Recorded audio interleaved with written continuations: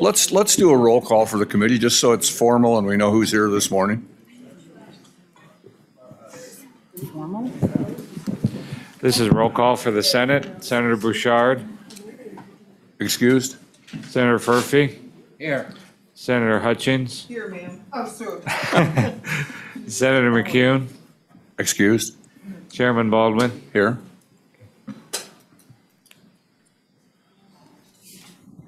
Representative Connolly, Here. Flitner, Here. Hallinan, Here. LeBeau, Here. Ottman, Romero Martinez, Excused? Stivar, Present. Wharf, Excused. Madam Chairman Wilson, Here. present. Very nice background, Madam Chairman. It's good to see both you and Representative Conley online. You guys are getting good at this. Would you mind keeping the COVID over on your side of the Capitol? Yeah. We'll try. Welcome, everyone, to Labor and Health. We're going to go over some interim topics. I will tell you up front, and Chairman Wilson could reflect this as well. I counted them this morning, and there's 31 suggested topics. We're not going to get through 31 suggested topics in the interim. We will lump some of these into one, and we will get to others. Others may be assigned to other committees, or we'll just see how they go. And what the plan is for today is we're going to go through these actually in the order that I have them here on my handout that I printed off. And we'll go through them, and we'll bring folks up that want to go through. As you can imagine, with 31 topics, everyone is going to take 15 minutes. So try to be straight and to the point, give us the important information, and then we'll gather as a committee. And I would tell the committee, kind of keep your pencils handy as we go through these. What we're going to want you to do is do some prioritization of what you feel is important, and we'll get those together later this afternoon. And then Chairman Wilson and I will put those all together, and on April 8th, I believe, we will present those to the management committee, and we will come up with a plan, and then you will know, because it will be online, and you'll know what we're actually going to study. There's some common themes through these 31 things, so you'll find that we can probably lump some of these together into one topic through the interim. So with that all said, and everybody's got a smile on their face and you're excited to be here, let's start going through our list. The number one thing on our list is it's broad ranging. It's called Changing Health Survey Process into Education Process. Do we have anybody here that wanted to speak about that? I think this involves long-term care centers, and their survey process is what they're talking about, and the way that those surveys are done. And we'd like, this person would like to perhaps some legislation to change the way that's done, make it more of an education process. Is there anybody? Chairman Baldwin? Yes, go ahead. We have someone online, Dr. Jennifer James. I just admitted her as a Very panelist. good. Jennifer, go ahead and present to us if you would, please. Hi, good morning, Mr. Chairman and committee. Thank you so much. I am very much in favor of studying this idea. I was a former health surveyor and then moved to the Board of Nursing. I'm a clinical nurse specialist, which is a specialty in systems management through large systems.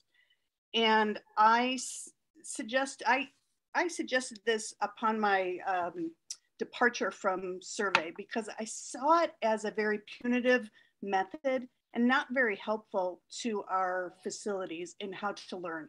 For example, the state operations manual is about 756 pages long, and a director of nursing or an ED, given their staffing issues and everything, certainly can't memorize all of that. I'd like to see the entire process changed to having the survey team go in and be supportive and actually educate the facility and show them this is wrong, we need to change this. As of a few years ago, I believe CMS started fining for our survey tags. And the last I checked a couple of years ago, that balance was upwards of $1 million. So when a long-term care facility is fined for, let's say, infection control practices that weren't correct, they're given a fine. So it's quite a lot of money that is going towards a fund that is not utilized, when we can flip that and help the facilities learn and do a better job of quality. I am also willing if there is a committee to study this, to volunteer my expertise in this area. Thank you, Mr. Chairman. And I'll stand for questions. Thank you, committee. Any questions, Ms. James, specifically about this proposal? I understand looking at the thing that you said, something about having a draft. I assume that's draft legislation. Is that correct? I think that I'm not sure how you would put that together if a legislation, well, yeah, so right now the powers of CMS and survey are defined in legislation. So it might require some counter legislation to waive out of that piece. And I don't know the details of that, but I could certainly study up on that for you. Very good. When the time comes, if you can supply that for at least the chairman or the committee, if you would. Yes, sir. Committee, no questions? Oh, Chairman Wilson, go ahead. Sorry, Mr. Chairman, it's going to be like that, I'm afraid. So my question, and I don't, in the sort of the oil and gas and that type of world, they talk about state primacy. Could you help me understand how the role of Department of Health licensure as it is now, how does that intersect with what CMS does? And would we be basically giving up our ability to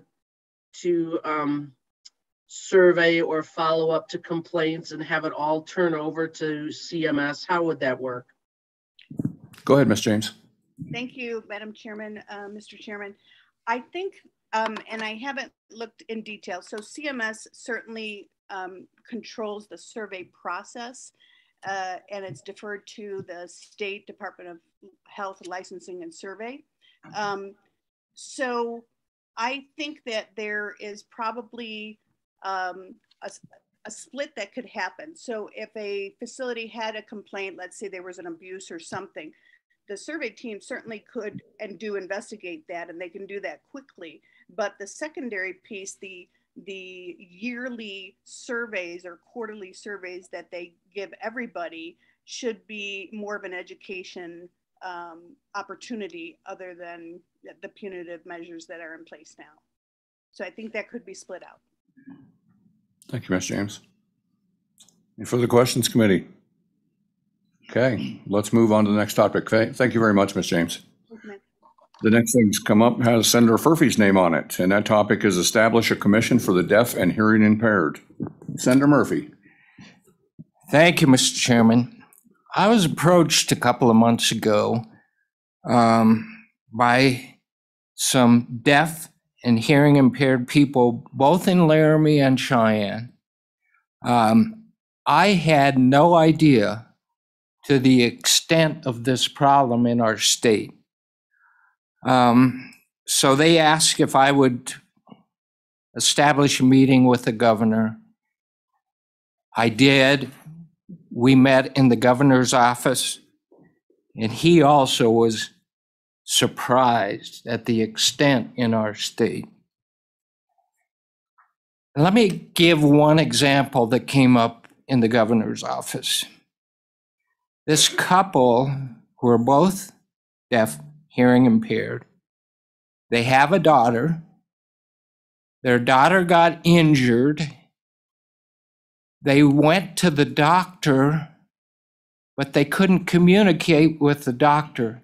The doctor had no access to an interpreter, so they couldn't communicate the details of the injury.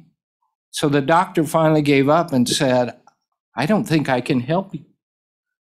That is pretty sad circumstances. You think of these people who only can communicate through sign language, and they can't have an interpreter everywhere. Just think about your basic needs, going to the grocery store, going to the dentist, all those things they have problems with. So the governor was very sympathetic.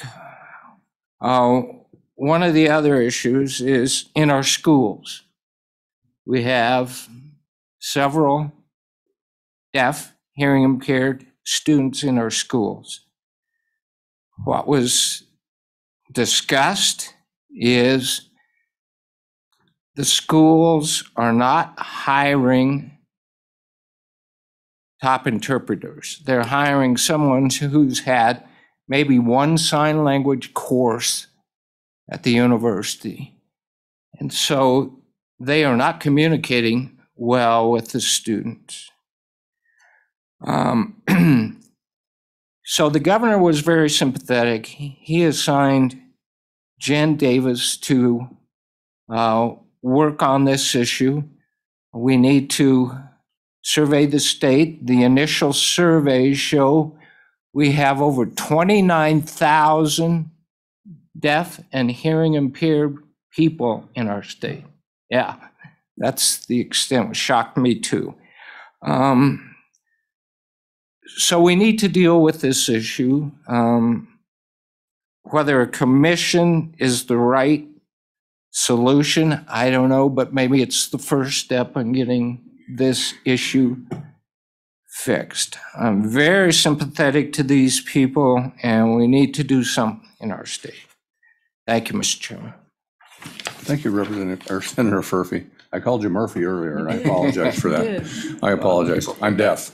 It ties in. But I do have my hearing aids in. A very good topic. 29,000. That's pretty impressive. I had no idea. The question that I have is, and when you were speaking with these people, is there a lack of interpreters or a lack of people? I'm just wondering how many people actually get trained in the state to do, are the schools having trouble finding people that can do it? Do we need to establish some more programs out there? That's exactly right, Mr. Chairman. The other issue is a good qualified interpreter is not cheap. They've gone through a lot of education, and so part of the problem is school districts really don't want to pay what it takes to hire the top-end interpreter who can help our students. So that's an issue, but yes, Mr. Chairman, there's a lack of interpreters in our state, especially in some of the rural areas. There's no one around to do that. Very good. Chairman Wilson, you still have your hand up. Did you have a question? Mr. Co-Chairman, it's not still up. I put it up again new. I just wanted to commend Senator Furphy for finding the extent of the issue, which is really significant, but also Senator Furphy, just for the immediate purposes, if you happen to communicate with this constituent again, I want to let you know that the state Supreme Court website has a list of court interpreters. When you go to the website, when you go to the Supreme Court's website, you click on court administration on the tab, and then it goes to a page of court interpreters.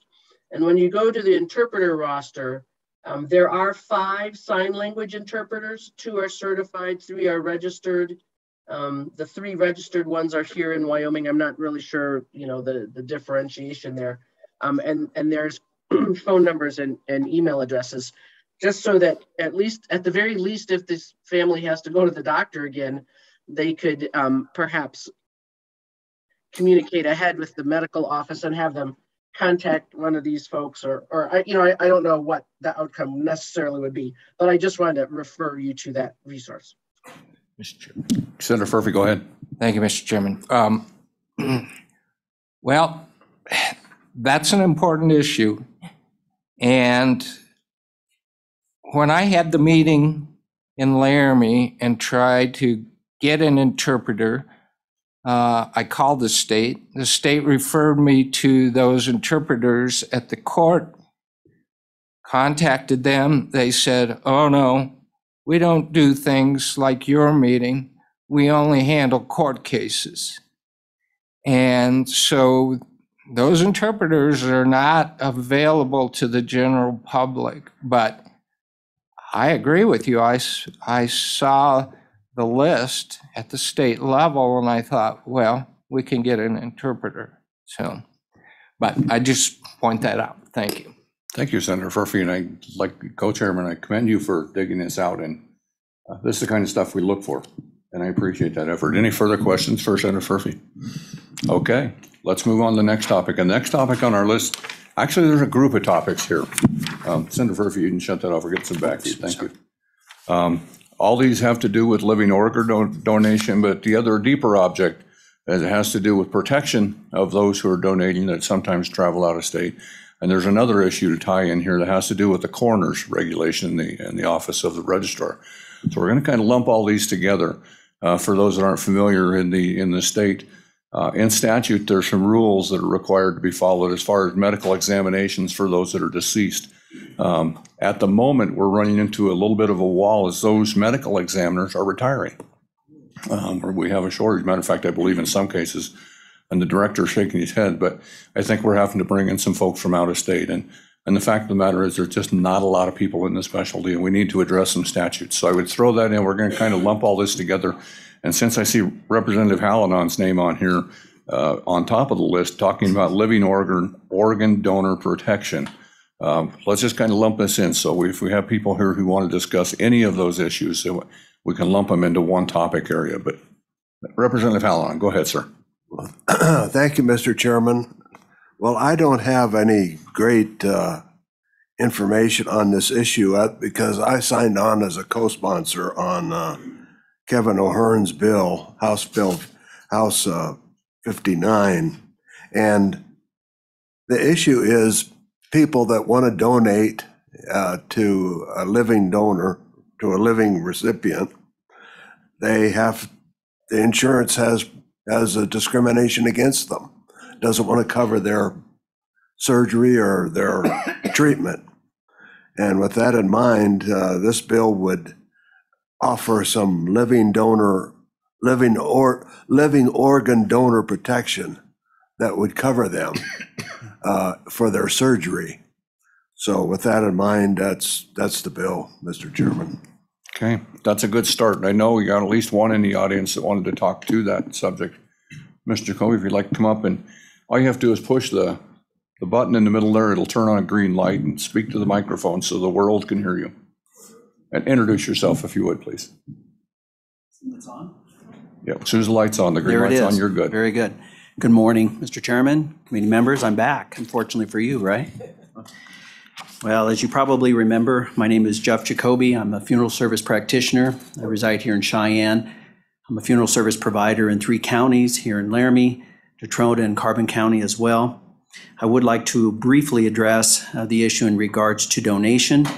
I know that there was a discussion that we're going to be part of possibly a larger discussion in regards to that. What I'm referring to is a particular statute, 35-1-420, that pertains to permits and issuing of burial transit permits in regards to final disposition of a human remains, whether it's burial or cremation or a whole body donation.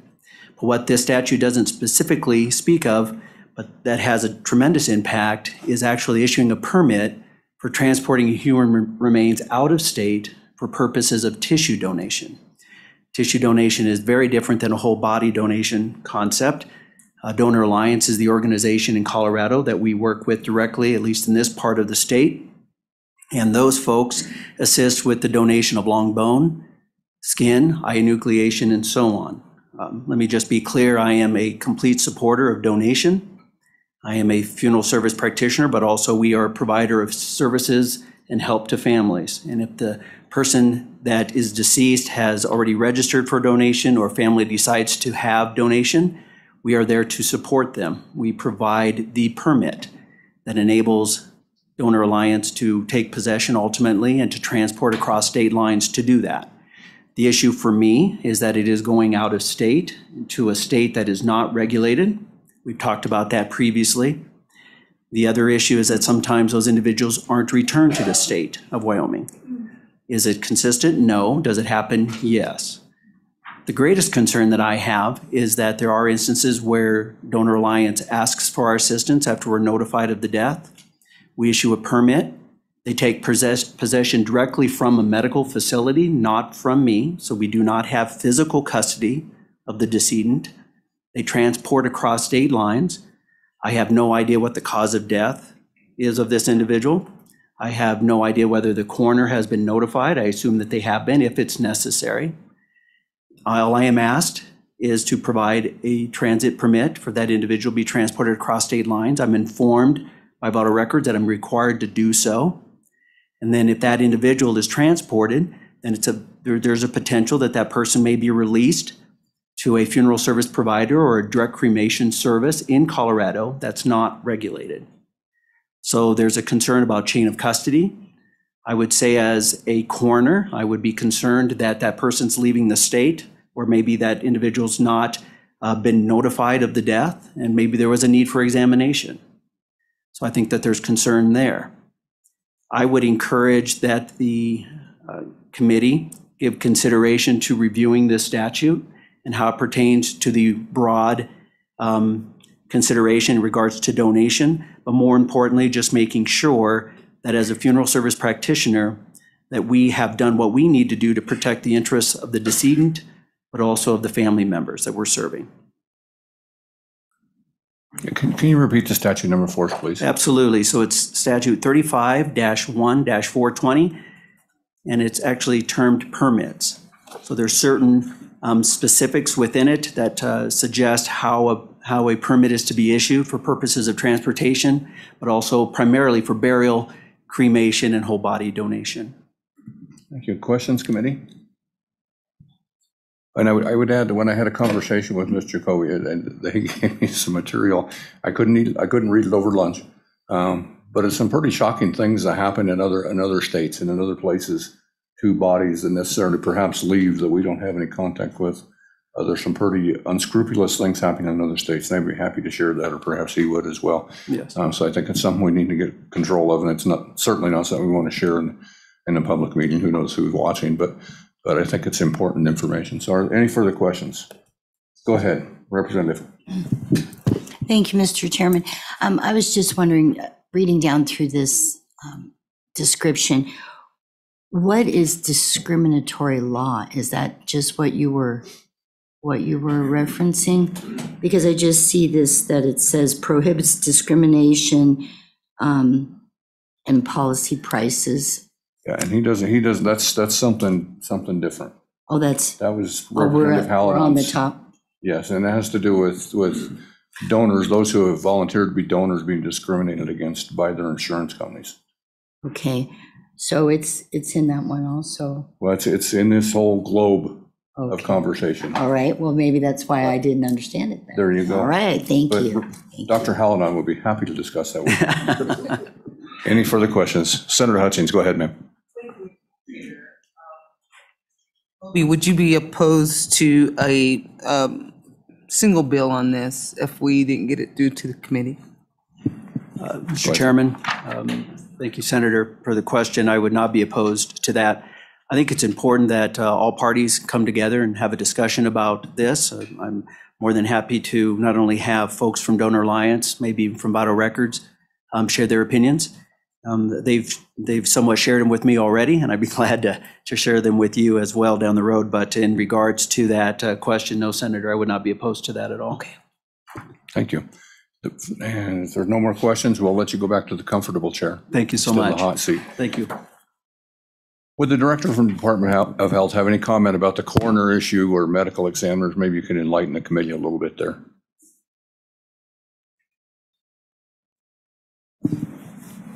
Thank you, sir, for leaving your comfortable chair.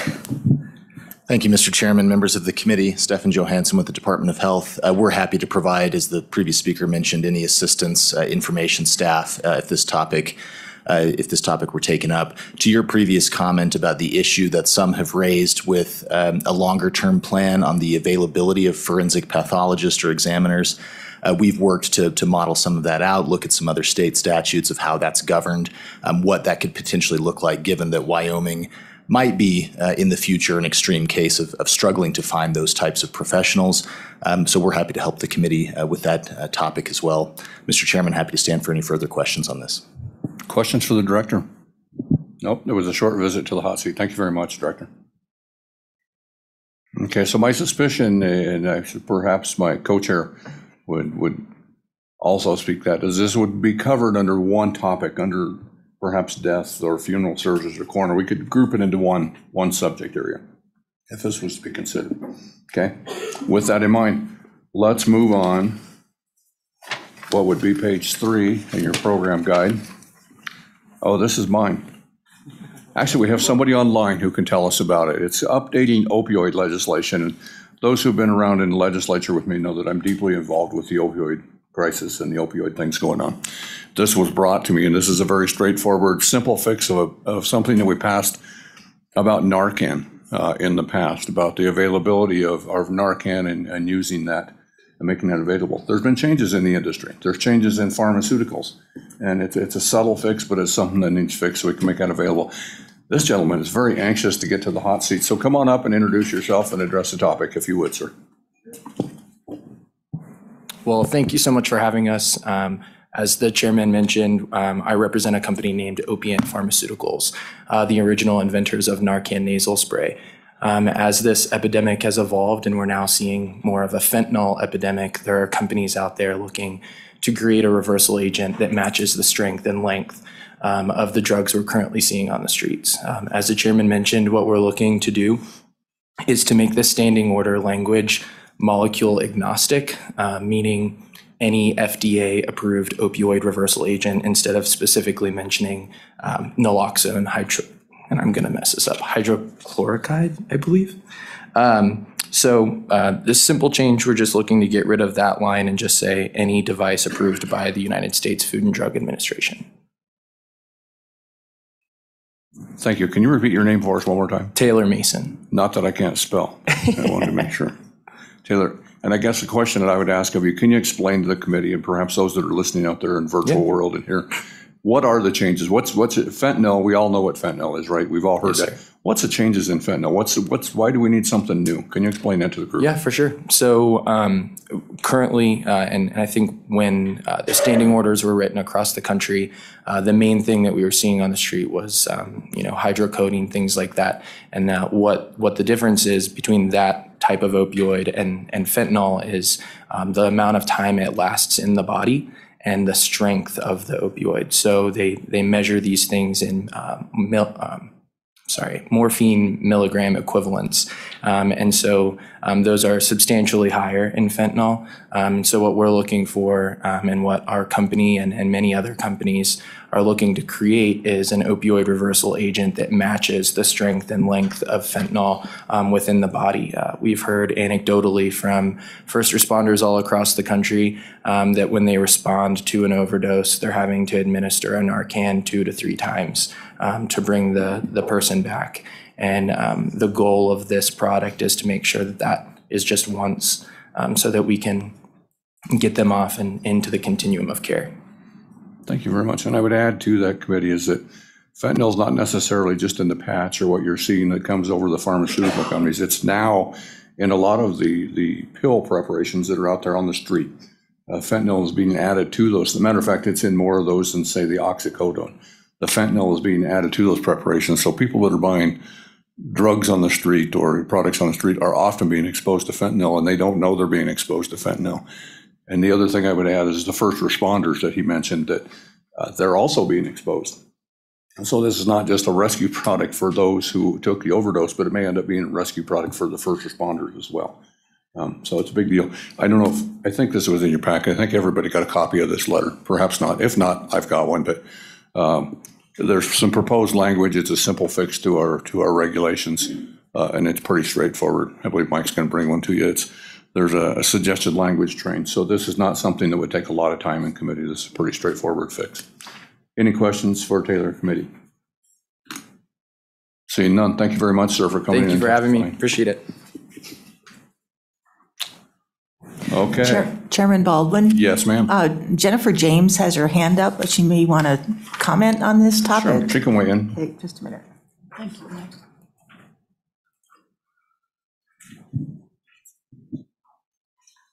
Are you there, Ms. James? Thank you, Mr. Chairman. I apologize for lengthy. Just one question. I'm certainly in favor of opioid updates, but I would like to point out to the committee that I don't believe that the state ever completed an official state opioid plan. And I'm wondering if that could be part of the look also to make sure that we're where we need to be on the entire state plan. Actually, Ms. James, there's not a formal state plan on opioids, but there is an informal plan. In the last, I don't know, Chairman Wilson may help me out with this, but I believe it's over the past 4 years, perhaps, maybe longer. We've had several pieces of opioid legislation. It's an ongoing thing. Matter of fact, next week or the week after, I have a national meeting about opioids where I discuss with other legislators across the country this exact same subject. So there that may be something. I saw Ms. Davis in the room, maybe something for the task force to perhaps prepare an opioids policy for the state or a statement of our mission. Thank you, James. Okay, let's move on to the next topic. In front of me here, I have one that says healthcare provider education programs. And what's that? That's yours. Yeah, it also has my name on it. I hate these people that suggest so many things. A piece of legislation passed, and actually Chairman Wilson may have more information on how it came out of the House. I honestly didn't see the legislation, and we've discussed this, and I think specifically it dealt with PA education, if I'm not mistaken, but we've discussed this in the past and discussed how this may involve not just PA education, but other things like physical therapists, like occupational therapists, training where we can get more homegrown people or people from the state trained. Right now, at least in the PA world, the PAs that are practicing in the state of Wyoming are all being trained out of state. Utah, Colorado, Montana, faraway places. There are no training programs that exist in Wyoming at all. There's a few for the others. There's a few occupational therapy. There's a few physical therapy programs. But by and large, most of those practitioners are being trained out of state. And the intention of this was to study and see if we could come up with a way to get some training programs and for some of those things in the state. And I know the piece of legislation, Chairman Wilson, if you'd like to comment to that about the PA piece of legislation that was passed. Certainly, Mr. Co-Chair. So those of you in the House will recall this. We had a rather extensive floor discussion on it, but for those in the Senate, there was an amendment to the ARPA bill, Senate File 66, requesting $1 million, I believe it was, which did end up in the conference version of the bill to investigate and set up a 5-person per year PA program.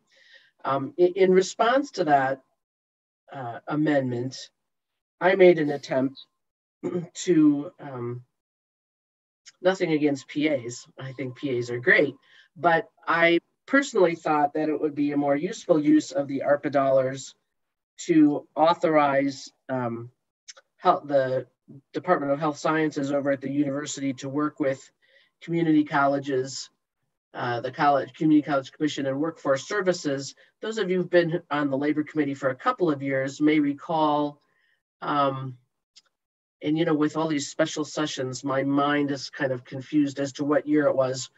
I don't think it was less, I think it was 2020, but anyway, we tried to gather information from Workforce Services on where the gaps are as far as our various kind of healthcare providers, where people train.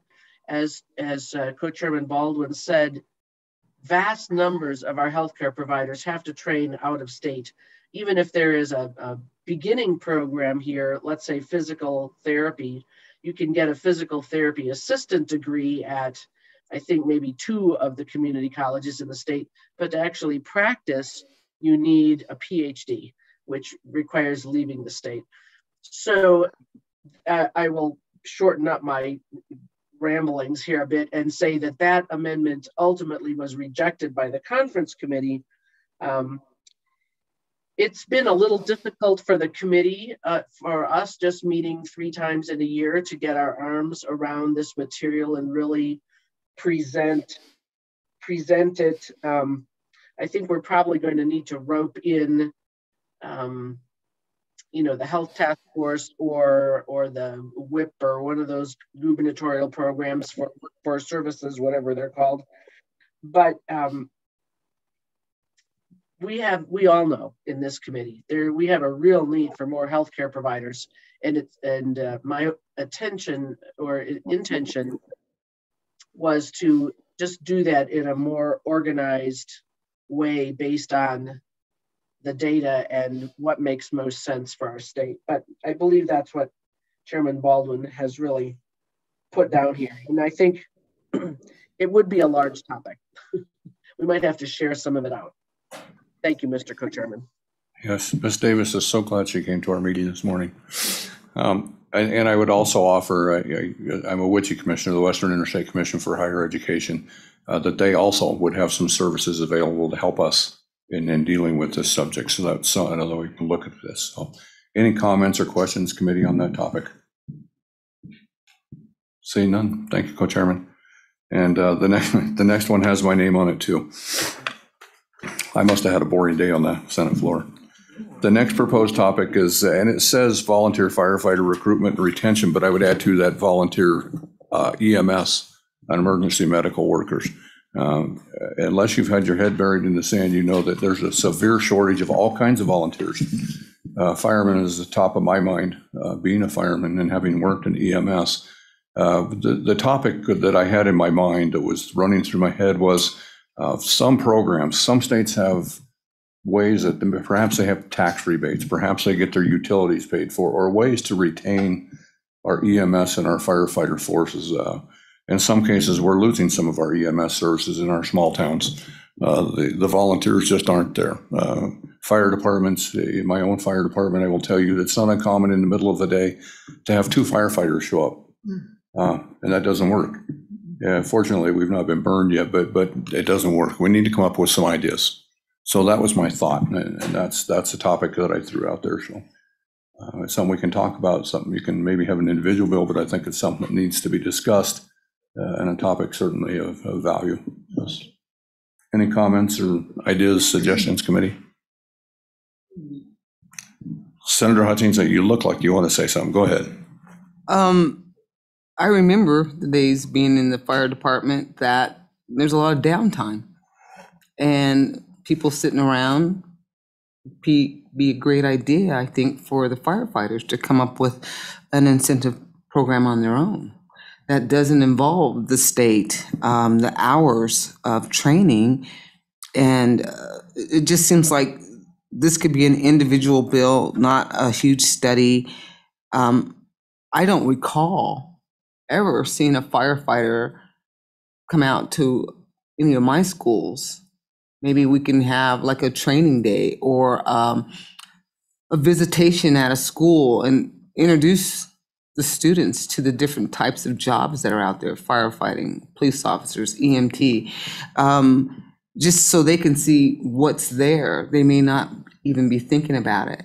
So that's just my opinion. A lot of downtime that maybe they can come up with something on their own. And I would tell you this, is I think we're talking about 2 different kinds of firefighters here. We have the paid professional firefighters and the volunteer firefighters. Volunteer firefighters don't have any downtime. They're either at work, right, or they're on a fire. And that's where the problem lies. And there again, I'll just relate my personal experience with volunteers. Many of my volunteers work at, say, the power plant or the mine. So when a call comes in, they're not available. They can't come in. Training for both EMTs and firefighters has increased dramatically, the requirements that they have to have. And people just aren't willing to give up that family time. That's time away from their family, time away from their homes. So it's getting more and more and more difficult to get these volunteers in. So just a thought, if you got any suggestions or we want to talk about it more, we can talk about it in the interim or whatever. We will. Okay, let's move on to the next one. Hopefully it doesn't have my name on it. No, it does not. This one is insulin affordability. And the committee, those in the audience and some of those on the committee will know we've talked about this many, many times. And actually a legislator gave that to me. And he's not here. Senator Cost. He's not here. Would anybody like to address that? Chairman Wilson or anyone here, and would like to, any ideas, thoughts, what you think about insulin? For those that don't know, it's become very, very expensive. There are some ideas out there now addressing this, and I wish Mr. Martineau's not here either. Chairman Baldwin, Jennifer Yes. James has her hand up on this topic. Go ahead, Ms. James.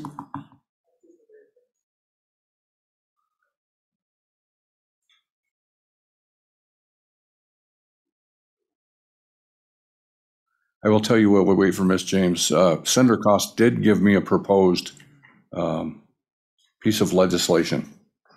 So there is something formulated out there. He did have something in mind. And well, I don't have that with me. I know that there is a draft for a piece of legislation to deal with this. Go ahead, Bob. Thank you, Mr. Chairman.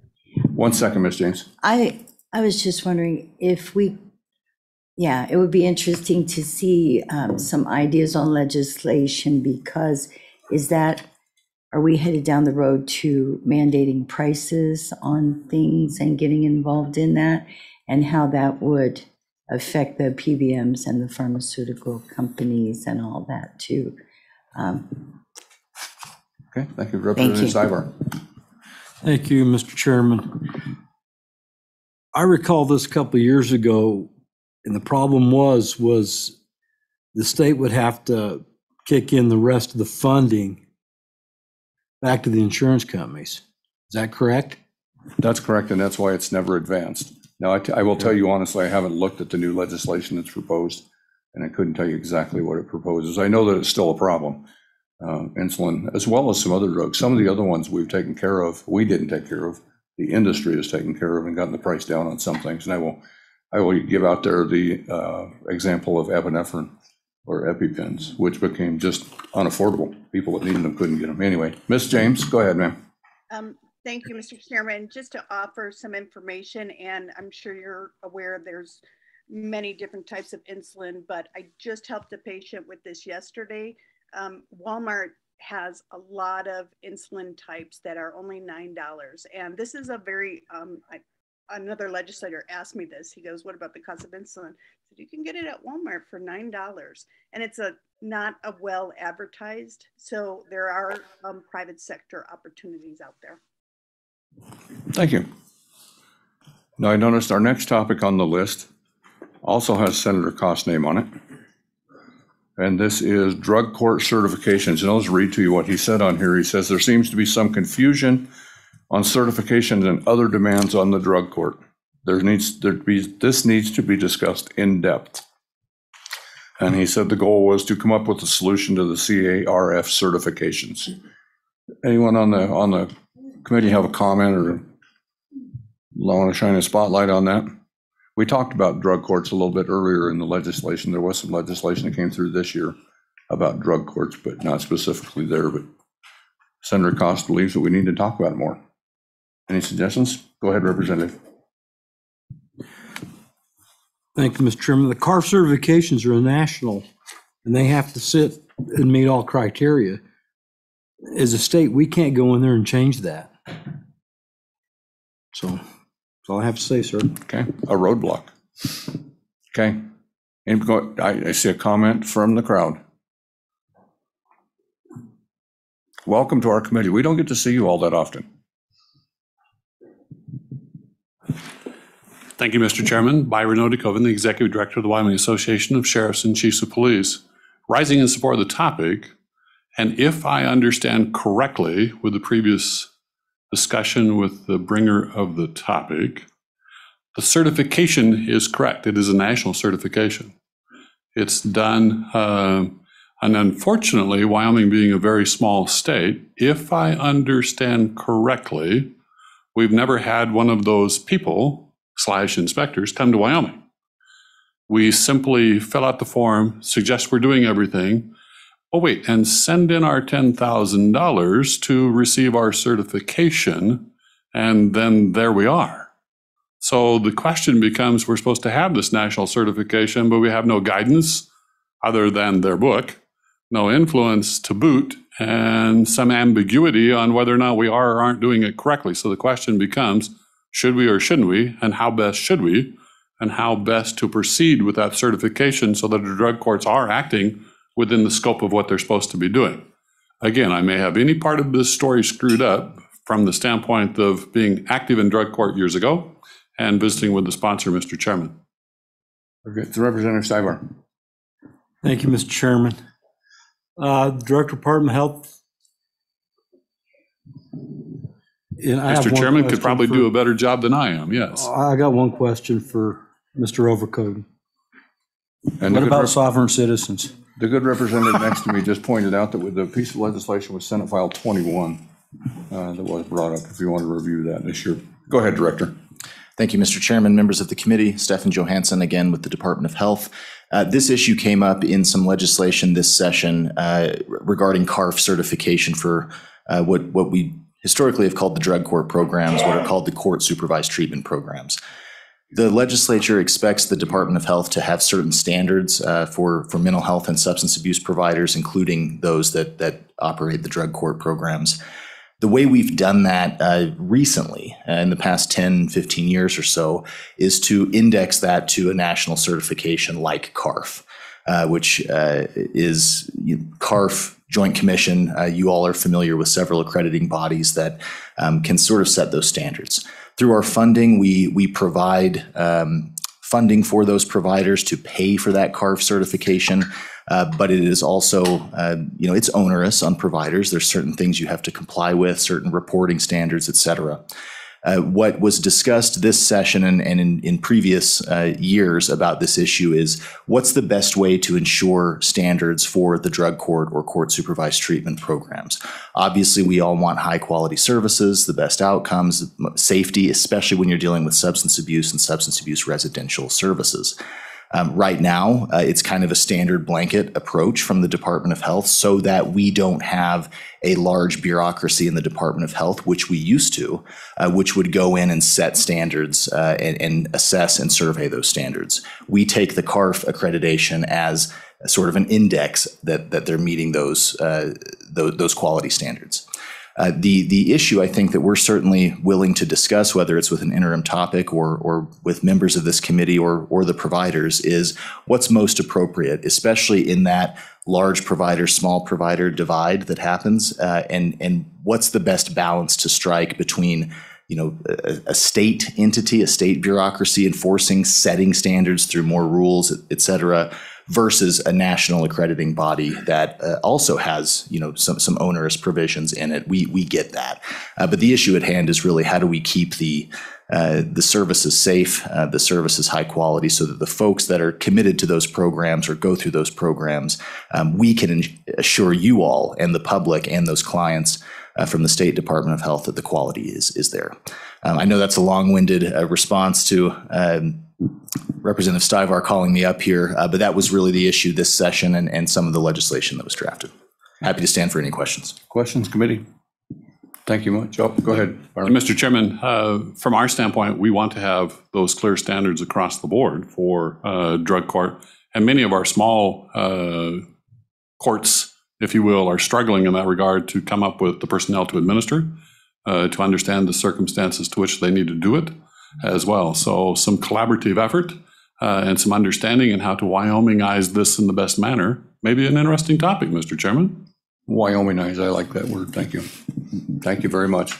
So hopefully everybody's making stars next to the things that they want to and that they think are important. So. Mr. Chairman? Yes, ma'am. We have Andy Somerville online who'd like to testify. Very good. Come on in, Andy.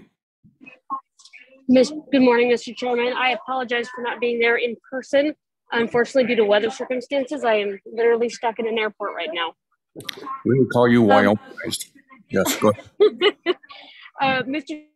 Chairman, members of the committee, Andy Somerville, Executive Director for Wamsack, for Community Mental Health Centers.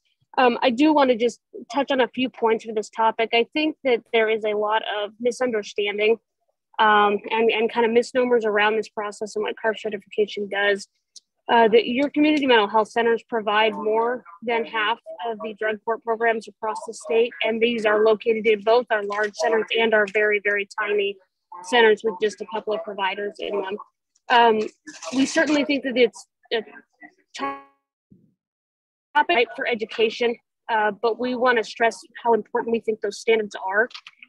CARF does visit in person to every CARF accredited agency. However, during the last 2 years during the pandemic, they have not visited the state of Wyoming. They've had to do virtual certifications. So during the last 2 years, they have not been here. But prior to that, they come every 3 years for every entity's certification. So with that, Mr. Chairman, I would just say, I think education is a really important component on this topic before we dig into it much further. And stand for questions. Question for you, Ms. Somerville. Representative Flittner. Thank you, Mr. Chairman. And in looking at the digest, because I had not read Senate File 21, it was an act to amend certain accreditations, or that certain accreditations not be required for reimbursement, specifying that certain accreditations are not necessary for reimbursement. So, Andy, do you know specifically what part of the accreditation process did they feel needed to be amended with this bill? Go ahead, Ms. Mr. Chairman, Representative Flitner, my understanding from conversations with the sponsor as well as some of the community is they felt the entire accreditation process was a waste of time. It costs about $7,500 every 3 years to complete that accreditation process, and right now DOH pays for that. So there's no cost to the providers per se to do that, but they felt that that $7,500 could be better spent elsewhere. My understanding in terms of that issue is that we probably shouldn't remove an accreditation process entirely. As Director Jones said, it would most likely lead to something within 10 plus years ago rather than an international or national certification. Can you tell us, Ms. Somerville, how many programs are statewide? Mr. Chairman, if you'll just give me a little bit of room here because I don't have my documents sitting with me at the airport. I'm 11. Yeah, that's good. I believe that perhaps we may have the answer in the room. Can you tell Mr. us? Chairman, there's not one in every county. About 19 is what we're hearing from the Department of Health. We believe him. He's pretty honest. Okay, further questions for Ms. Somerville? Seeing none. Thank you very much. Fly safe, please.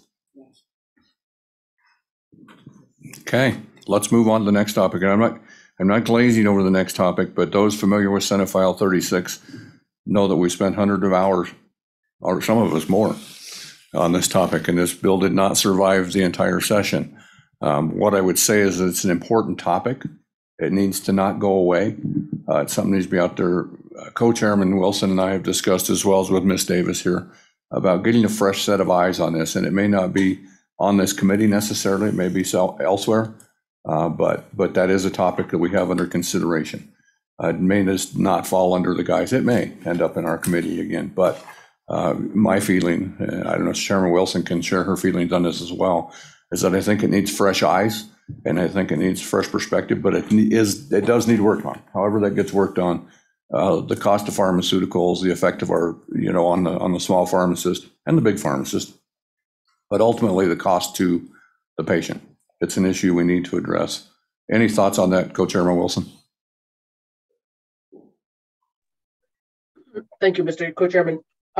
Both in the House anyway, the House Corporations Committee has expressed an interest in it and a willingness, and also the Governor's Health Task Force.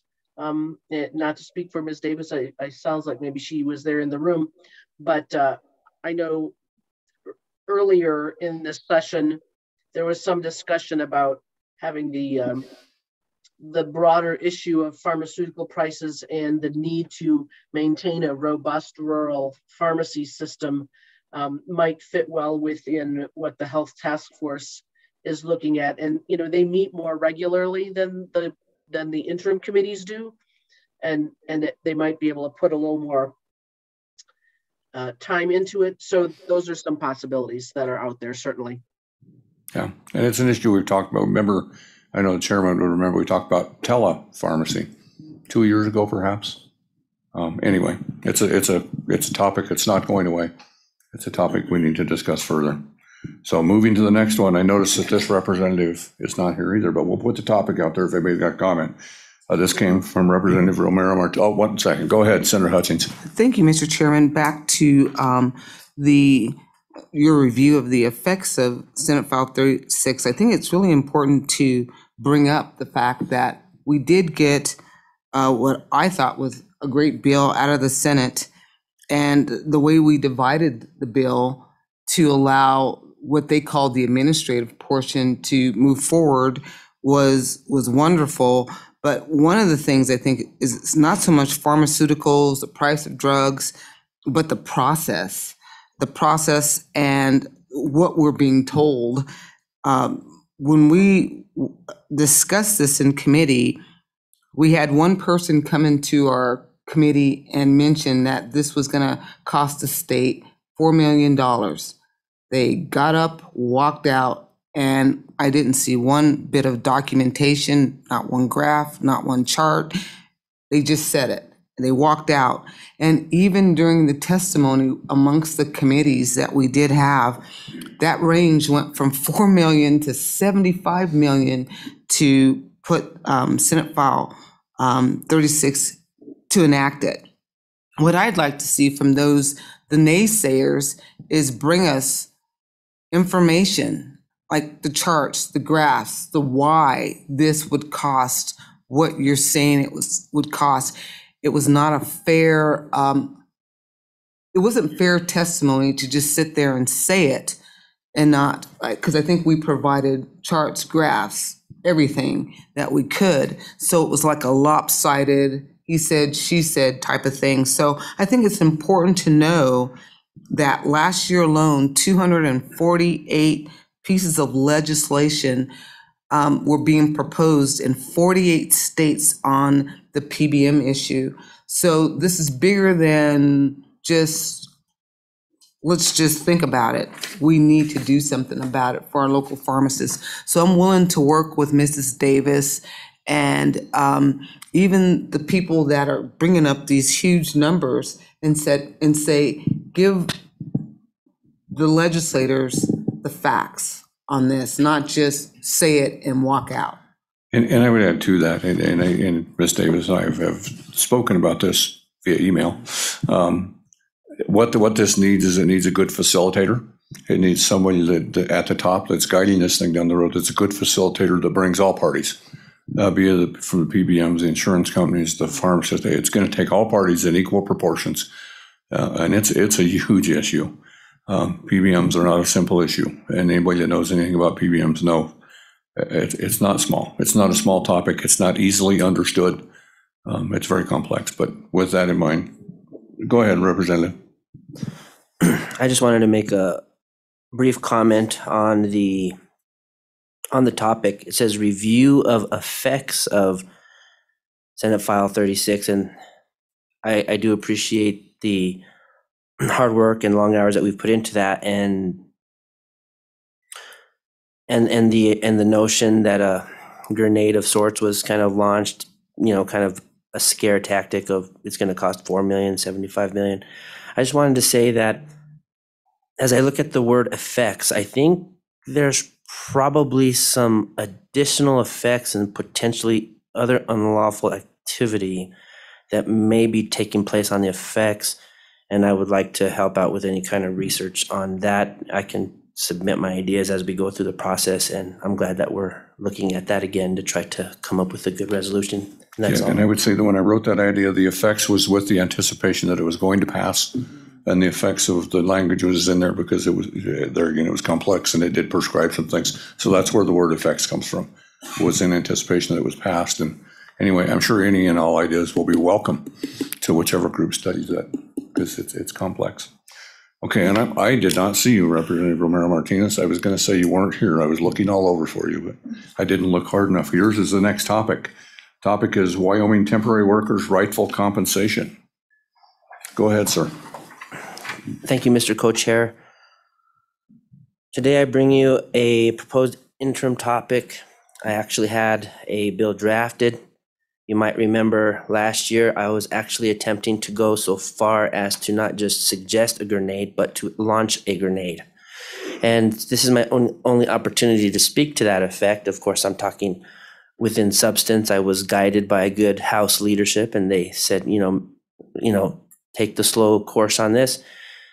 The topic of at-will employment in the state of Wyoming, I had actually proposed a rescission of that, a drawback of that, a pullback of that. I did get one sponsor from across the aisle. but it seemed as though nobody in my own party wanted to discuss this because of the word minimum wage.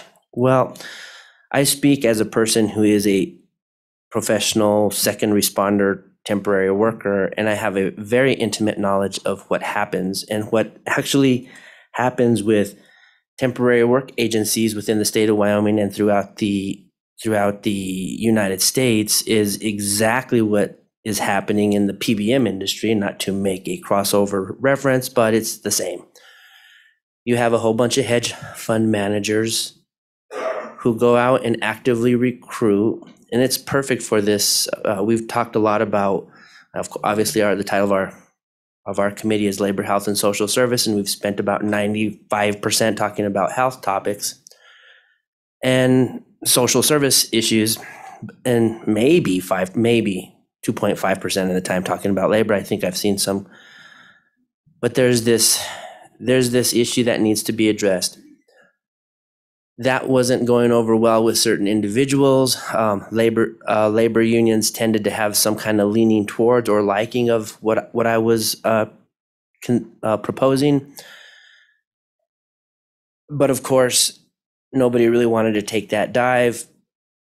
When we look at the determinants of health, obviously there's different versions of it, but when you look at community, where you live, jobs offered, amount being offered per job, there's a huge disconnect with the Wyoming Workforce Service Department and people who are temporary workers. As of the year 2000, approximately 50, I know it's now more than 50% of work or labor, whether that's putting a roof on the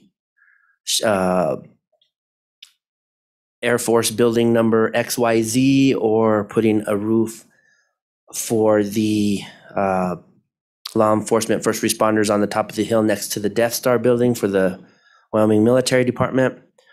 The change in pay from a federal job to a job like this is sometimes between $5, $10, and even $15 per hour. It's quite substantial, and we can't expect to have more money in the economy if we are paying workers, in some cases, less than high school young adults. So I bring this then I thought, well, I would like to work on a complete labor rewrite. I was told that would take a year and that it would be a stack of papers and nobody would like it.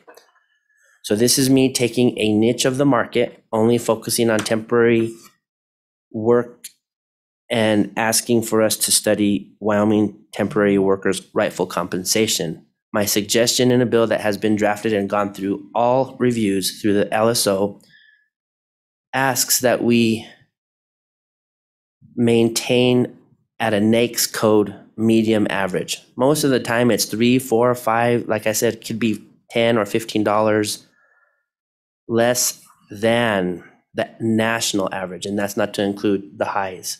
And thank you for your time, Mr. Co-Chair. Very good. Questions for Representative?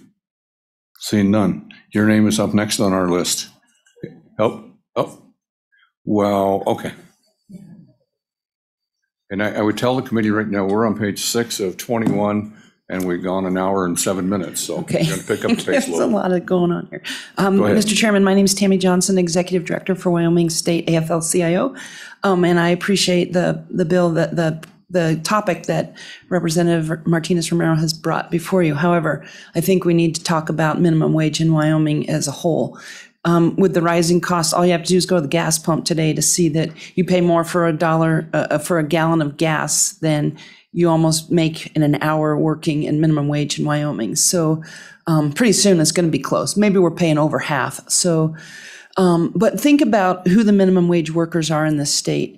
And if you work 40 hours a week at minimum wage, you make $7.25 an hour. So that is $300 a week. So that is $1,200 a month. Those people need to have other jobs. Most of those people are women.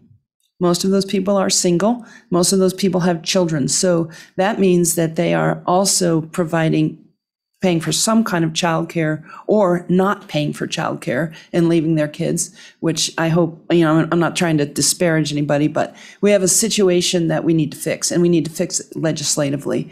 And the minimum wages in Wyoming deserve a long, hard look. When I go out to dinner, anytime you go out to eat, ask your server what they're making. $2.13 an hour is what they're making. And if they get tips, they make more. But if you're slinging hash and Grable at 7 a.m. for the coffee club, you're not making tips. So you're not making big tips like they are down at the ribbon shop during the legislative session. So we need guaranteed income for the people who serve this state in the hospitality industry that does so much for our state's economy. We're not taking care of those people. So while this bill in its nature and its scope is perfect, it's hitting a group of people that need a lift. We have a lot of people in the state that need a lift. And if you want to know why they didn't go back to work when the pandemic ended, it's because it didn't pay them to go back to work. It probably cost them more to go back than they were earning. So I would like you to consider minimum wage, both the tipping wage and the minimum wage, as a broad topic that the Labor Committee could consider. Thank you. I'm happy to answer any questions. Your questions, committee. The Wyoming Community Development Foundation just did a study on minimum wage in the state, and I tried to find it on their website, but I couldn't find it. But I will try to find it and forward it to all of you because it's very eye-opening. So what I would say here, committee, is that I put a little subnote on that topic, that perhaps it doesn't just include the temporary workers, that's just a minimum wage, to address the minimum wage across the board. I don't think you could possibly raise it for one group of workers and not another. So. I have to tell you, my mind just ran into a story problem when you first started here. Is if you leave home at 7 o'clock and travel 5 miles to work and pay $5 a gallon for gas, and you get paid $5.30 an hour. Anyway. Depends on how far away you live. I hated story problems when I was a kid. And thank you, Mr. Chairman. Thank you very much. Okay, let's move on to the next topic real quick here. And that would be Representative Romero Martinez's topic as well, manslaughter amendments. Would you like to address us, sir? Thank you, Mr. Co-Chair. Today I bring you the proposed interim topic of manslaughter amendments. I'm just asking the committee to look at the problem that we have been actually facing through a lot of our challenges, and this specifically would be addressing the population of the most vulnerable. This request is to look at whether to amend manslaughter statutes to prohibit, that's to not allow assisted suicide. There's a movement going on in our nation. Different states are proposing legislation to allow or not to allow, and I say that we need to protect the most vulnerable and not create another, sorry for being blunt, but meat market of trying to kill our grandparents. And so I think that needs to be studied because it's becoming an issue, and I would like us to get more statistics, data, and details so that we can be more life-affirming. Thank you, Mr. Chairman. Thank you. Perhaps the co-chair would remember 8 years ago, we had an assisted suicide bill. Didn't come through Labor and Health, of which we were both members. It actually came through Travel, Recreation, and Wildlife because Labor and Health was busy with another issue that we won't talk about right now. But yeah, we've seen this. It's been a topic in the past, so it is a topic considering. I would add to the committee that was the most emotional meeting, the most, I don't even know the right word, but it was a large crowd. There were tears in that crowd. And if we undertake that topic, bring your box of Kleenex because it's a hot topic and it's a big deal. Thank you very much. Any questions for the representative? No questions. Thank you. That moves us on. I believe Mr. Laycock is in the room. The next one would be federal waiver funding options for home and community-based. Come on up, sir. Welcome.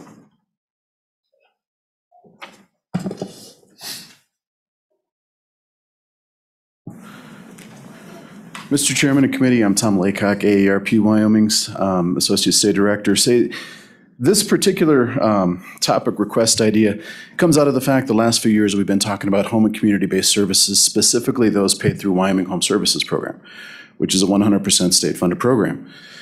Over the course of the last few years, it's become clear that the legislature would like to move away from 100% state-funded programs, and so over the last interim, we worked with some experts to talk specifically about ways to maybe work into more federal funding as it relates to our HCBS program.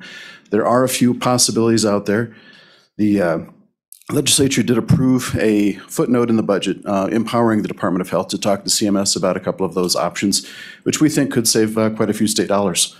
while serving that membership. So that said, this particular topic request would basically allow you guys to take that information from the Department of Health and figure out what you want to do with it if those programs make sense for Wyoming. Questions, committee? For such a long topic on my paper, that was very short, Mr. Laycock. Any questions, committee? Okay, certainly a timely topic, and we appreciate that. Okay, that brings us up to the next one, licensed denturist rights.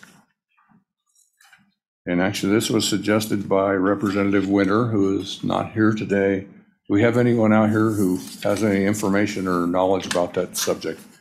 I believe what it amounts to is working on getting a license. Is that correct, committee? Did anybody else read through this? Amending the Dental Act to try to get denturist license, correct? And I think we've talked about that sometime in the past as well. So keep that on your radar. Licensing issues, we hear a few of those every year. Go ahead, Representative Ottman. Mr. Chairman, this was a bill that was brought this year, but it didn't go through the system.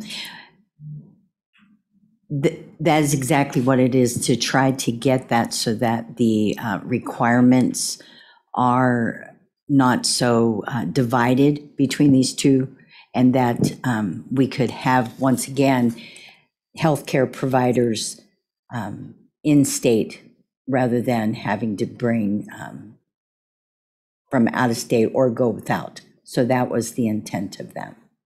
Thank you. Very good. You don't happen to know the bill number on that, do you? Okay, no big deal. I can look it up. Okay, that brings us to the next one, Massage Therapy Practice Act. Actually, it says Practive Act, but I think it meant Practice Act. Ms. Burkhardt, welcome to our committee. What can you tell us? Well, good morning, Mr. Chairman, members of the committee. My name is Dave Pickard, representing the American Massage Therapy Association.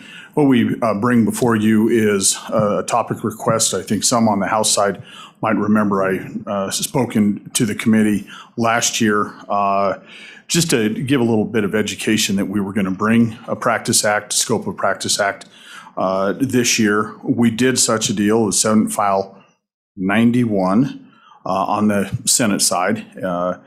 It is quite lengthy, and we chose not to put it up for an introductory vote. So the bill is out there. It is again, as by way of background, Wyoming is one of 3 states in the nation that do not have some type of massage therapist licensure or registration.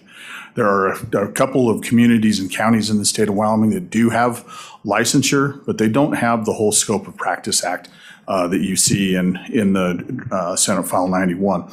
So what we would ask, and I see the long list of topics you have, so I might modify this a little bit. We do have a bill. We will continue to work it throughout this session, or throughout the interim, and would like some time on the agenda in the latter part of the year to expose the committee to the entire act and answer any questions the committee has at that time. Unless you would like to take it up as a full licensure and scope of practice, we'd be happy to do that as well. And with that, Mr. Chairman, I'll stand for any questions. You can see on the list of items what is in a Practice Act of this nature. And again, it's consumer protection, and it also helps those that are in the profession. So with that, I'll stand for any questions. Questions, committee? Yeah, Co-Chairman Wilson, go ahead. I saw the smile on your face too. Go ahead. Thank you, Mr. Co-Chairman. Thank you, Mr. Pickard. I'm wondering, one of the things that we are able to do with when practices are licensed is track and take sanctions to a person where there is a complaint. Do you have any information from the other states? I mean, I've never had any trouble with any masseuse, but I'm just wondering, is there do you know anything about whether the rate of complaints is any higher for massage therapists than other practitioners, like, physical therapists or some other category of provider? Mr. Chairman, Madam Co-Chairman, I do not have any figures on that. It would certainly be something we'll take a look at through the interim and make sure that we bring that information back to the committee. But again, you know, a practice act is exactly designed to take care of those type of complaints and self-discipline or self-police the industry itself. So. Mr. Picard, you piqued my interest. You said some counties have some sort of a system in Wyoming. What is that system in those counties? What exactly are they doing? Sure. Mr. Chairman, I'm aware that Laramie County has a licensure requirement for professional massage therapists. It is more along the lines of registration. It does not have the education, continuing education, and disciplinary board that you would see in a regular practice act that we have in Wyoming statute. And I believe the city of Casper has a licensure regime up there, more along the lines of just a business license rather than anything that you would see in a full scope act like Senate File 91 lays out. And one final question, and that question is, where are they being trained? Are there any training programs in Wyoming? Mr. Chairman, there are a couple of training programs in Wyoming. The majority of them take place. There's a large facility in Utah. There's a lot in the southwest part of the United States. And just like it would be in the medical profession or physical therapy profession, you know, there's different levels of the education. There's different programs that are higher rated, and there's a whole host of other. I don't believe in Wyoming any of the community colleges offer it, but some of the trades associations that do offer it. There have been a couple in Wyoming in the past. Very good. Thank you. Further questions, committee? Okay. Representative Ottman. Yes, thank you, Mr. Chairman. I know there's a gentleman in my county that is very proactive in this, and he was talking about continuing education. I don't know if this would go along with any of the other topics with cross disciplines, as far as like physical therapy and things like that, if that could be part of the educational advancement or not. I'm not sure. Certainly not a part of the licensure, but it's in the training piece. It could fit in there somewhere. Okay, thank you very much. Appreciate you coming in. Right. Okay, the next one, I believe, Representative Conley presented this one to us, Maternal and Perinatal Health, and you'll see that again as one of my topics on here, but I'd be happy to concede to Representative Conley and let her bring this to us and tell us what's on your mind. Thank you, Mr. Co-Chairman. And I noticed that not only did you bring up this topic, but also Representative LeBeau, and honestly did a much more comprehensive job in your overview. So I really love it for you to jump in as well.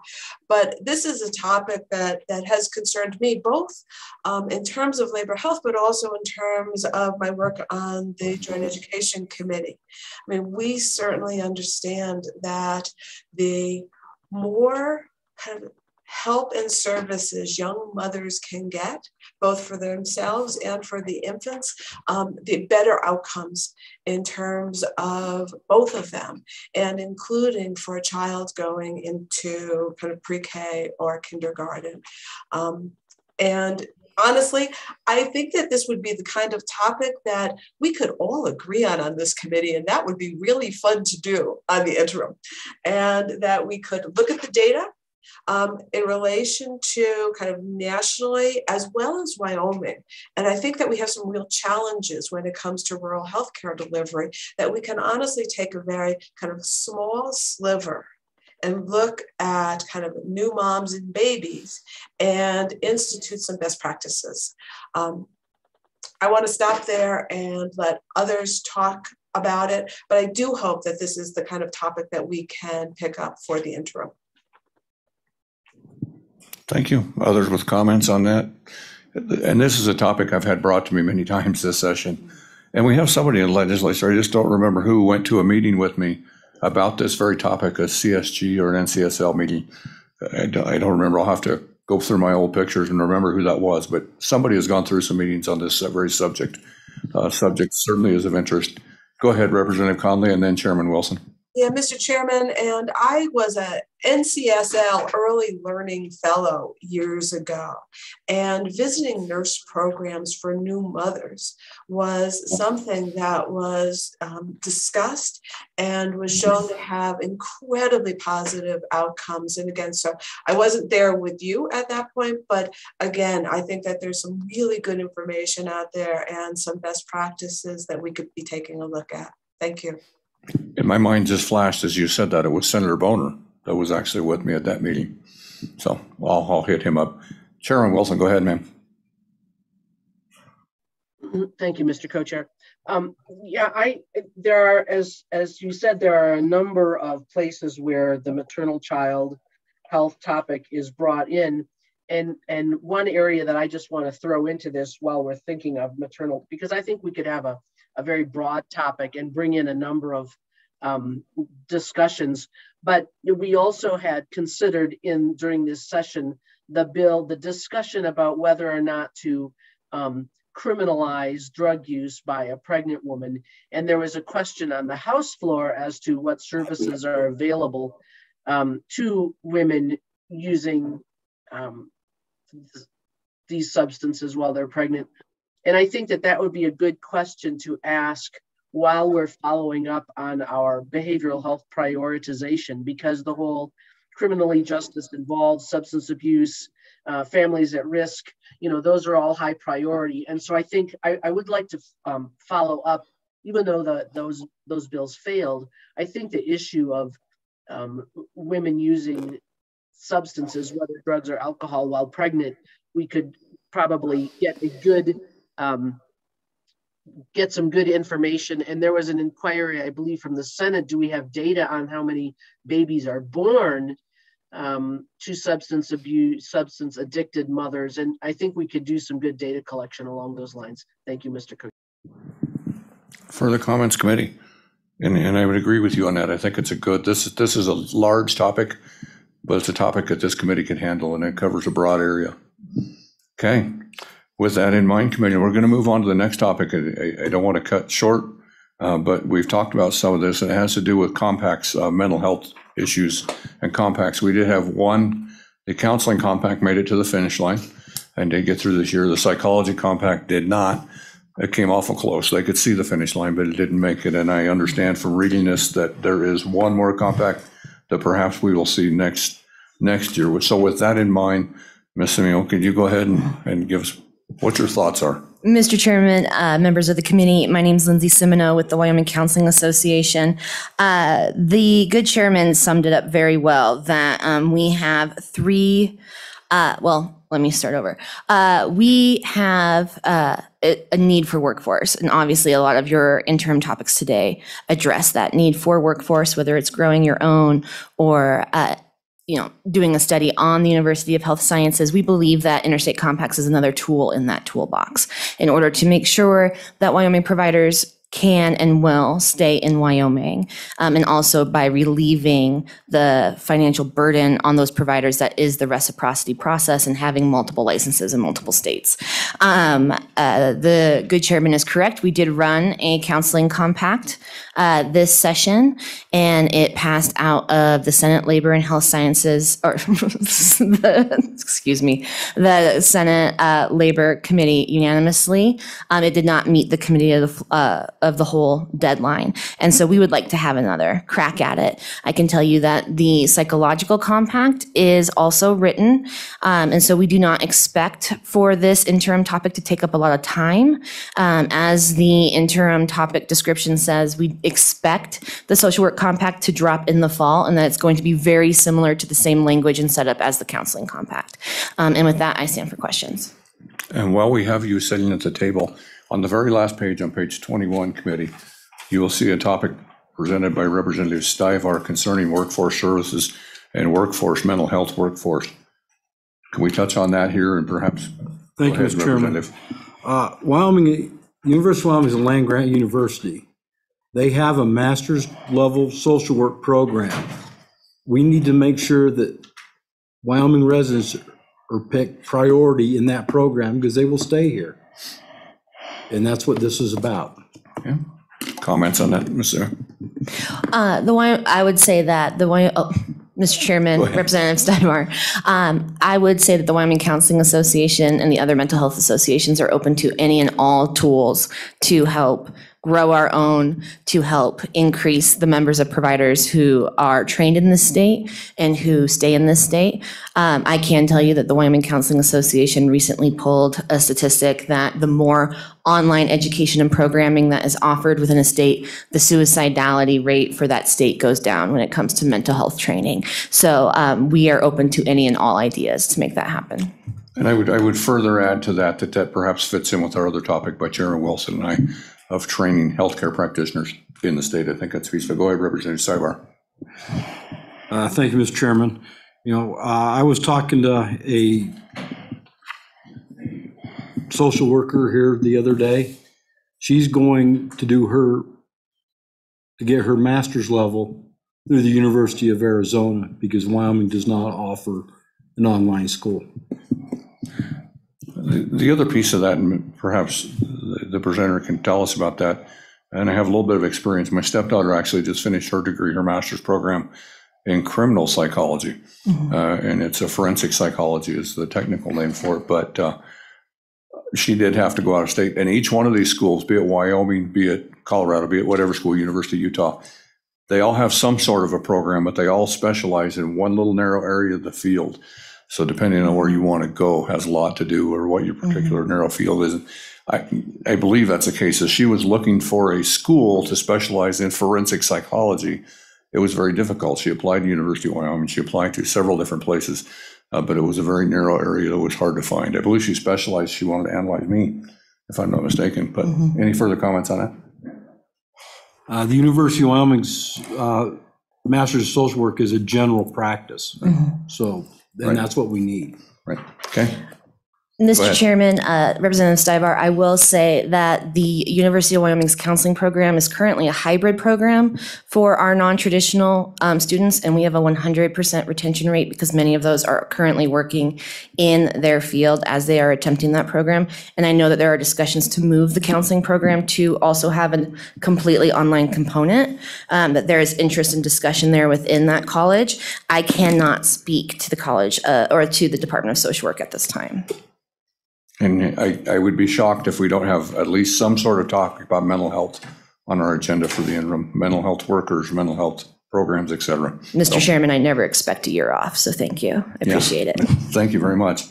That brings us to the next topic, nursing home rebates and rates. And I will tell you, committee, this is one that hasn't been done for a long time. I think it's important. Mr. Boley, would you like to tell us about this?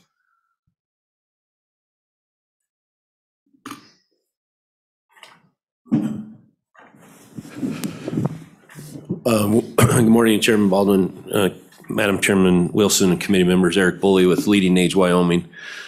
As you know, I represent about 2/3 of the nursing homes in the state, but I speak for all the nursing homes in the state. It has been years, almost a decade, since nursing homes have seen an increase in their rates. We've been frozen, or we've actually seen decreases and cuts over the past decade. Statutorily, there's a mandatory rebate that takes place, but when we're just taking the same amount of money or less and redistributing it to the facilities, it really doesn't address the issue. And after the good work that our chairman did with DD this year, we were hopeful that we could take a look at this. Our nursing homes currently are losing somewhere between $80 and $90 a day for every Medicaid patient that they take care of. Our average daily rate or reimbursement rate is around $185. The cost of caring for those patients has continued to increase, especially with inflation, the cost of labor, a lot of the other things. One statistic there for me, what percentage of our nursing homes are Medicaid patients? Roughly 70%, Mr. Chairman, are Medicaid patients. Then we have some of our facilities probably have about 10% that are Medicare, but the other 30% is normally private pay, and they're spending what they have to then qualify for Medicaid. Our average cost is well in excess of $260, $270 a day. So it's an impossible situation. During the pandemic, we have seen an increase in our reimbursement because the feds have increased the FMAP, but the pandemic is coming to an end. So we have benefited from the increased FMAP. There was a 6.2% bump given that has been passed on to providers across the state. But what we'd really like to take a look at is current rates, the costs of doing business and the cost of covering care, and then look at a potential not only rebase but increase in reimbursement. Just a quick question. Can you tell us off the top of your head, where do we compare to the states that surround us as far as base rates? Mr. Chairman, that's a good question. If you get down into the South, I've seen where rates are lower, which is unfortunate because I'm sure their expenses are the same as ours. But in surrounding areas, we're a little bit below average. As I've taken a look at Montana, South Dakota, Nebraska, Utah is very similar to ours. Colorado is higher than ours. So we're actually, I think, a little bit less than most of the surrounding states. Further questions, committee? I'm losing my voice. We must be getting close. No further questions? Oh, we got one online. Chairman Wilson, I'm sorry. You're across the room and I can't see you. Go ahead. That's okay, Mr. Co-Chair. I do want to say, sadly, we had rebasing on last year's interim topic. Department of Health gave a report on rebasing.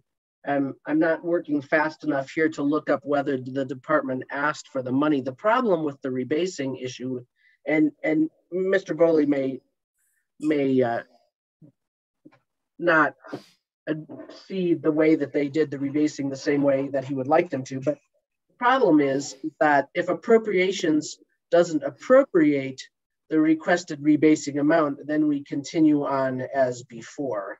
So there's a real, the issue is much greater than just the Labor Committee and the Department of Health, because if appropriations or the Senate and floor chambers do not appropriate the rebased amounts in the budget, then the study was, I don't want to say for naught, maybe it just makes us feel more depressed than ever, but I just want to put that in. Yeah, depression was another subject, but go ahead, Mr. Bowley. Mr. Chairman and Madam Chairman, I agree 100%. And the rebasing does take place every 2 years, but like I said, we're just redistributing the same amount or less money. We're not addressing the issue that we're not increasing that. And so I think that's why it's important that we get the help of this committee to really help us with appropriations to get additional funding in place. I will tell you though, and I'm grateful to Director Johansson, they were able to find about $1.2 million this year that was worked into the budget to increase reimbursement, which will be matched dollar for dollar. So we have seen a slight increase that was approved in the budget of about $2.4 million. When you consider $2.5 million spread over 38 facilities that are 70% Medicaid, it's really, really nice and we appreciate it, but it's not really going to address the significant problem of how far underpaid we are for those costs. Okay, further questions, committee? Seeing none, stay in that seat because yours is the next topic in line. And I will tell the committee we're down to about roughly 15 minutes left. So we want to get through everything so everybody hears everything. The next topic is Psychiatric Residential Treatment Facility Medicaid Supplemental Payment Program. Go ahead, Mr. Bowley. All right, thank you, Mr. Chairman. And this is my hospital association hat that I just put on. We have one PRTF, Psychiatric Residential Treatment Facility in our state that is affiliated or owned by a private licensed hospital, and that's WBI. There's a handout that's coming around that kind of shows the services that are offered. So in 2016, with this committee's help, we passed a supplemental payment program that helps private hospitals. And then in 2018, using that legislation was passed in 2016, we actually broadened the scope and we included physician and other licensed professionals that are employed by hospitals to do a second supplemental payment. And so we have legislation in place that allows us to broaden it again to capture WBI and to have them benefit from this. But we do need help to have a budget footnote put in place. And I think this could be very simple for us in the interim because we've done so many. It depends how much time the committee wants to spend on understanding supplemental payments. But the PRTFs are significant. So PRTFs, psychiatric residential treatment facilities, actually treat inpatient psychiatric patients that are children and young adults under the age of 21 who suffer from significant functional impairments. And they've tried other remedies that don't work, and so they need that. And WBI is really a great partner to the state, but they're severely underpaid, and we have a very difficult time in placing these patients outside of the state because the state reimbursement is so low. The out-of-state providers actually take other states over ours, and so we have a situation where mental and behavioral health issues are increasing, and our young people need this help. WBI wants to be a partner, but this is a solution that we're offering you and offering the state where it costs the state nothing. We actually do an assessment of ourselves, and we can then use that money to draw down additional federal funds. And so this would benefit WBI without impacting the state funds or the general funds at all, but would provide needed funding to help cover their expenses in treating these patients. And maybe I could answer any question. I don't know if I've explained it well enough, or I don't want to get in the weeds on upper payment limits or supplemental payments. Thank you. We don't like the weeds. And some of the committee members may remember we had a meeting, we did tour WBI this past interim. I don't know how many were there, but we did tour it this last week. So you've had a taste, but you kind of know where it's at. Important, but not near enough facilities for what we need. Okay. And Mr. Chairman, I tell you, currently, or even with Title 25 and other patients, they're a great partner. At times, they have 40 patients that could be potentially in the state hospital, but there's not room there that they're caring for. So they're a great state partner. But the PRTF side of this for our vulnerable children and young adults, I just hope that we could help shore them up because it's actually a loss leader for them, but they continue to offer those services. We're not asking for money. We're just asking you to help us put a budget footnote in place so that we can do this. And I actually have legal expertise that will help write the state plan amendment and help the Department of Health put this whole plan together so that the impact for the state would be negligible as well. Thank you. Okay. Question, Senator Hutchins. Thank you, Mr. Chair. Just really a quick question. WBI, I'm trying to find what that acronym stands It's for. Wyoming, Mr. Chairman, Senator Hutchins, it's Wyoming Behavioral Institute in Natrona County and Casper. Okay, very good. Thank you very much, Mr. Boley. Mr. Chairman, if I could just add, we're very supportive of looking at the survey process too. And I think it would make sense to look at other states and how they've changed that for long-term care.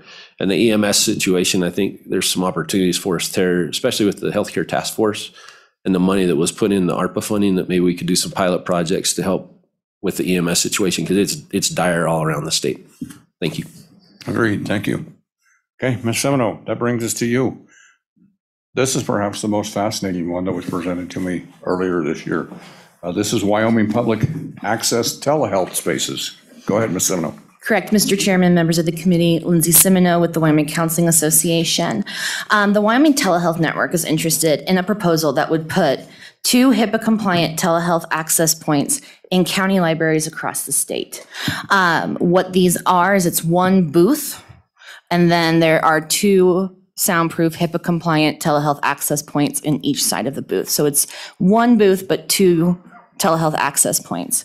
The concept would be that the members of the public can reserve these telehealth access points for their telehealth appointments, and that they can do that reservation through the county library website, similar to reserving a conference room or a study room. And so that software is already built into what county libraries are already doing. A big component of this proposal would be research, would be figuring out who is using them, where they are being used, when and why. Though we are promoting this for a telehealth access point, public would be free to use them as well for interviews. So this could also help with any workforce problems when it comes to virtual interviews. The reason we like the county library is because it is usually, the county library is on public transportation. And so it gives the public good general access to a telehealth access point that already has established broadband internet, which, as we know, across the state is not always a guarantee. Right now, the Wyoming Telehealth Network is working on a pilot project out of Natrona County with a private donor. However, in order to expand, the goal is one county library per county. Additional funding would be needed. We are aware that there is funding within the ARPA bill that just passed. However, if that funding is not allocated for whatever reason, we still want to bring this idea and this proposal to the committee and see if there is any way that we can pursue supplemental funding in the upcoming general year. Questions, committee? Go ahead. Mr. Chairman, thank you. Lindsay, what are the costs for creating one of these spaces? On average, each county library is about $33,000. And that includes the booth, any construction that county library needs in case there isn't a designated space. For many of our rural libraries, they do not have a designated HIPAA space, which is why the booth is ideal, is because it's very low construction costs, but it's on average $33,000 per county library.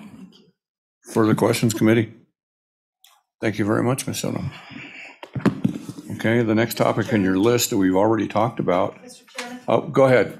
Go ahead. Step on up. Jump up to the microphone. Mr. Chairman, Jan Cartwright, representing the Wyoming Wyoming Public Health Association. I knew I was going to do that. I just want to go back quickly to the maternal health discussion. I'd like to talk on the record about the inclusion of postpartum care in Medicaid. We have accidental data. If we want to talk about pregnant moms who are drug addicted, some of the data that the Wyoming Medicaid has will definitely indicate the proactive approach that can be taken. So thank you. I just needed to add that. You actually just took the words right out of my mouth. That's the next subject in it that is listed in there. Both perinatal, prenatal, and postnatal care. Okay. So that moves us along. And the next topic, and it's on page 13, and I will just lump these kind of together here. We've talked a lot about pharmacists. We had a bill last year that I believe senators may remember. I don't think it ever went before the House, and that was including pharmacists on the Medicaid list where they could be reimbursed. What happens now is the insurance companies will not reimburse pharmacists for some of the services they do because they're not listed on the Medicaid list. And it's not a matter of them being able to provide Medicaid. It's a matter of being able to bill for doing those things and being able to collect that payment from the insurance companies. So it's a simple thing. There's already a bill drafted. Maybe the co-chairman remembers the bill number. I don't off the top of my head, but it was a simple bill. It was drafted last year. It just didn't make it to the finish line. And that would include in this next topic on 13, you'll see recognizing Wyoming pharmacists as providers under the Wyoming Insurance Code. And the next topic was recognizing Wyoming pharmacists as qualified non-physician healthcare providers. And then I think there's one more pharmacist, administration of medication. There's a number of pharmacist topics in here listed on the next 2 or 3 pages. And I think it's a topic worth considering, and you've heard me say it already this session, is that pharmacists are one of the most underutilized and necessary components of the healthcare system. They're healthcare providers that we don't use near to their capabilities or their training. And my suggestion would be to include that as a topic maybe for a half a day. And there's some legislation already drafted, perhaps more that needs drafted, but that would be my suggestion there, just to lump some of those together. Any questions, committee, or anybody out here like to comment on that? Okay. Any commentary, committee? Okay. So that bumps us up to skipping page 14. Okay, I'm going to read off my reviewing procedures, providing mental health services for court-ordered out-of-home placements in delinquency proceedings. Anybody like to comment on that? Donna Sheen's on there, Wyoming Youth Justice Coalition. Mr. Chairman, I have Donna Sheen online. Very good. Go ahead, Ms. Sheen.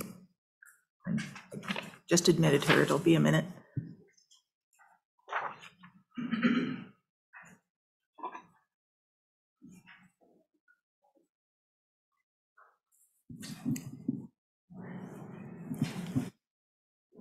Ms. Sheen will have to unmute and turn her video on.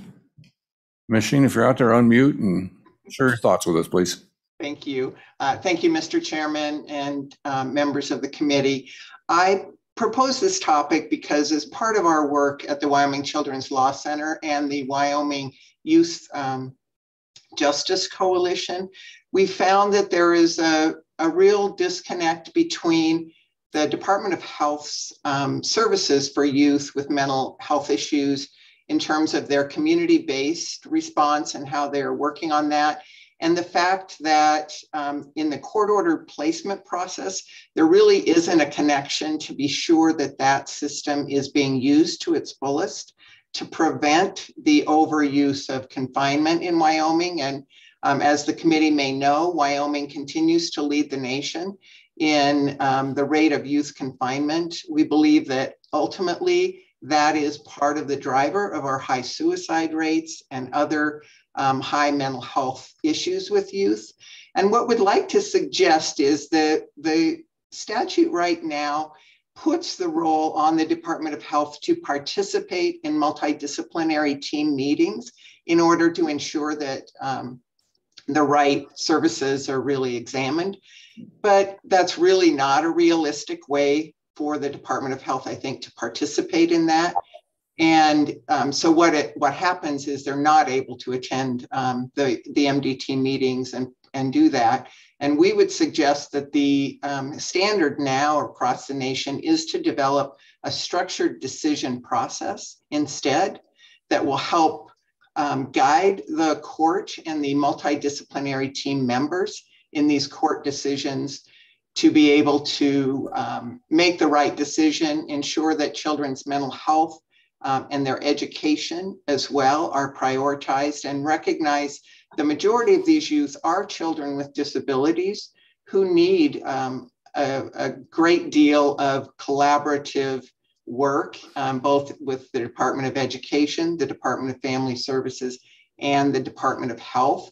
And so this structured decision process would need to bring those agencies together to work out that solution. And we're hoping that the interim committee would be able to convene those stakeholders and have a conversation about the right solution for this problem. And that's it in a nutshell. I did provide some other written information, and I would stand for any questions.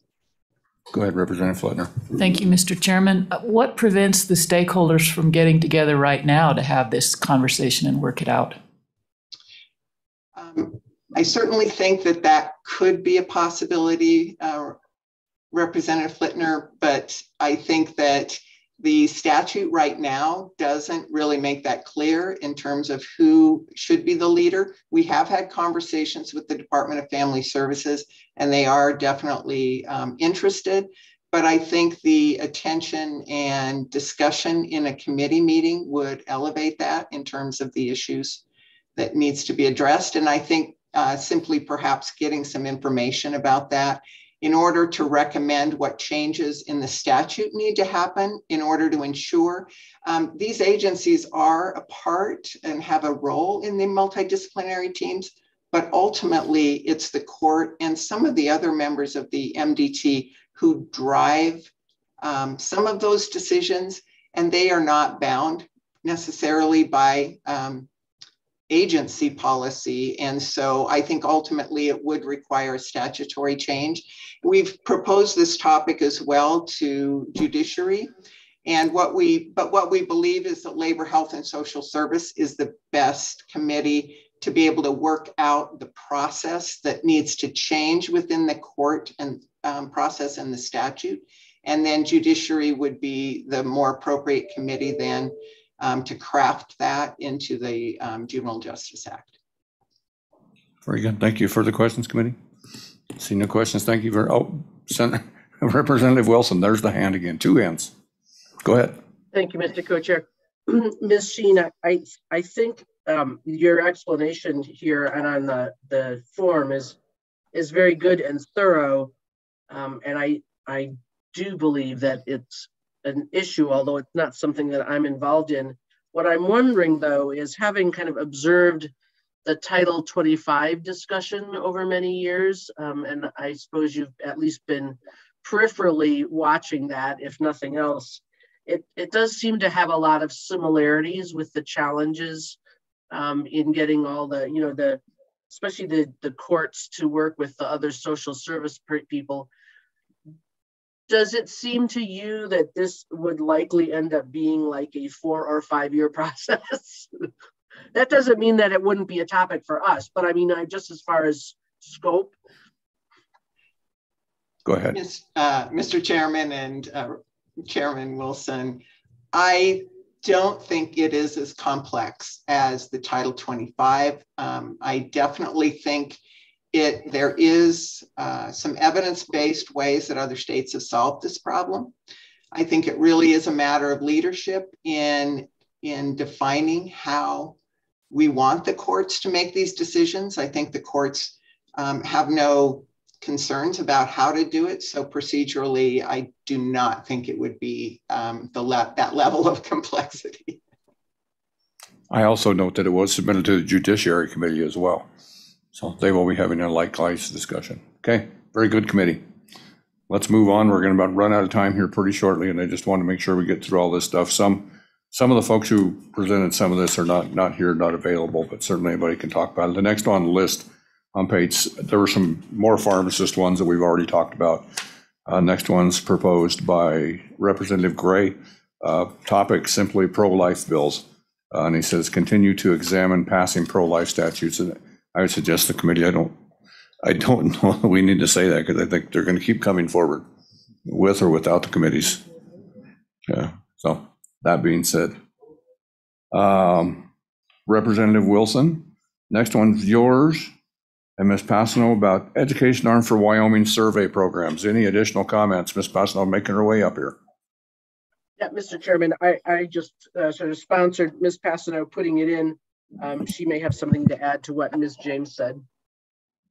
Go ahead, Ms. Passano. It does certainly relate to what Ms. James said. However, it is not a total taking over. It would be an education arm such as OSHA has. It would be looking at having an educational arm and still the survey arm for CMS. And the reason for that is we have found, as Mr. Bully said, that the rebasing has not occurred over a number of years.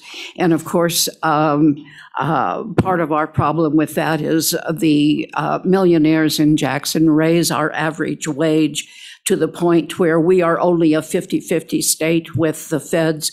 Other states who have a lower average wage, which we would have without Jackson, they would have a 60-40. The feds would pay more. But our problem is with survey, we have so many pages of rules. We have such high fines coming, and we're all looking for a quality of care and safety. And in order to do that, we need to be more of a partner with our survey office. We can't afford anymore being fined, as our president has said in his State of the Union address on March 1st. More regulations coming and more fines. That's not going to raise the quality of care. And that's what we all want. That's what we're working for.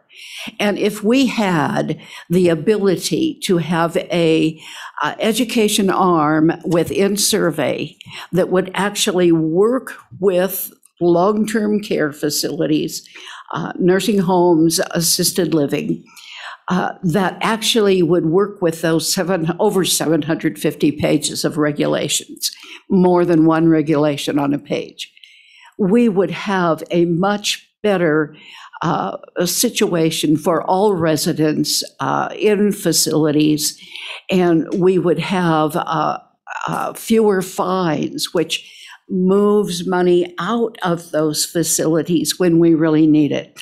The state of Idaho is as close as I can find to something that we would be looking for. 4 years ago, they tried a little bit of it. They took people that had worked in survey and were no longer staff there, and they put them into a program of teaching all of the things that are needed in the regulations. When COVID came along, that program kind of dissipated. And the other thing they did in order to help the staffing issue is the fines that were issued, they put back into a training program for CNAs. And it paid the CNAs to take for a salary. They had to pay for the training, but it actually paid the CNAs to take that training. They had work that they actually could not afford to be away from having a wage. That one's worked out pretty well. They have trained 500 of them so far with those monies. With that, I would stand for any questions. I'm talking fast to get through this for you. We appreciate you coming in. Questions, committee? No questions. Thank you very much, Ms. Bosna, for coming in. Okay, let's look through these next few pages real quick here. The next one we've already talked about. This is a lengthy one. It took 2 pages, the review of maternal health policies. You can read through that important topic, but you can read through that and see what you think, but I think it's an important one. On page 19, you'll see Senator Bashar brought one to us, the right to try for individualized treatments. Anybody here got any comments on that, or do we have anybody in the audience or online?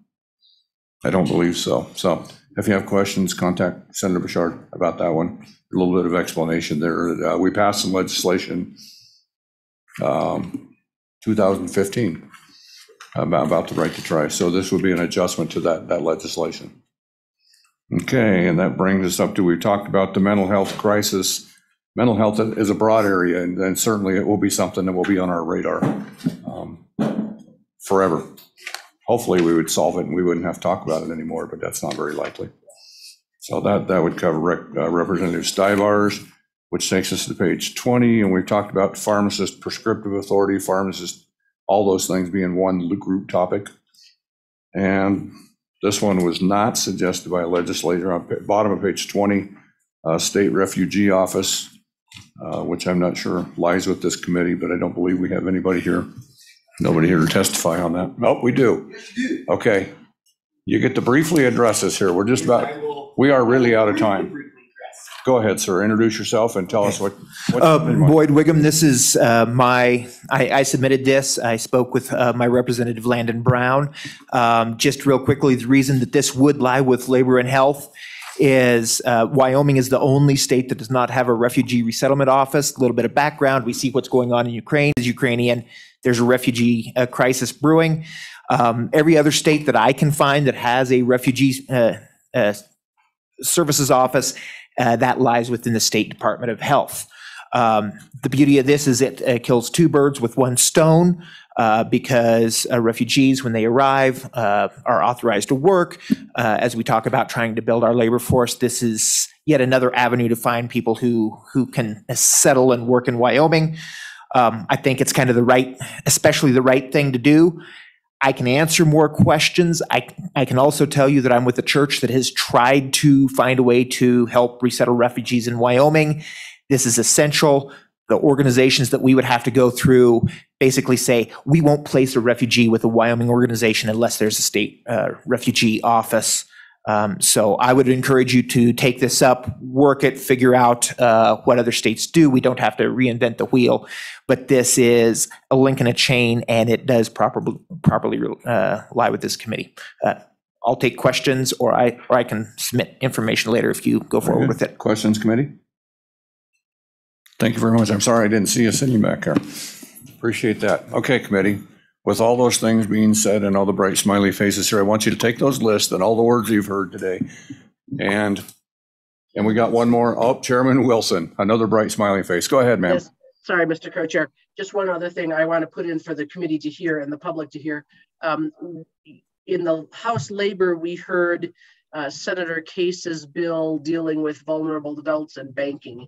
And it didn't make it through the process, but I think that there was interest on the part of our committee and the body, whether it would be appropriate to work that bill further here or possibly in judiciary. It's not certain, but I just want to bring that up. I feel like we did make kind of we didn't sign on any dotted line, but sort of a moral commitment anyway to the body to continue with that topic. Thank you, Mr. Chairman. I'd forgotten about that, Representative Wilson. Okay, committee, sit down with your list, all the testimony you've heard today and suggestions and thoughts. Give us a list. Give it, I believe Representative Wilson said she'll be back tomorrow, barring any unforeseen setback. Give that to her tomorrow morning, a list of your top 10. Pick your top 10 topics. Now you can group some of those together, like we talked about pharmacy issues, maternal health issues, but group them all together, give that list of your top 10, think it out thoroughly, because we're going to look at those and prioritize those when we present them and when Representative Wilson and I get together. So by tomorrow morning, we will need those lists. And with that, thank you very much, everyone. Mr. Chairman, if I could, just to add, no committee that the most of the topics have a estimated committee time. So do a little math. Even if we use up all our normal days, which would be 6 days, try not to give us 6 23-hour days or something, and be realistic. You know perfectly well that any topic that is listed at 2 will take us 4. One of my committee members just said he didn't know math was going to be required on this committee.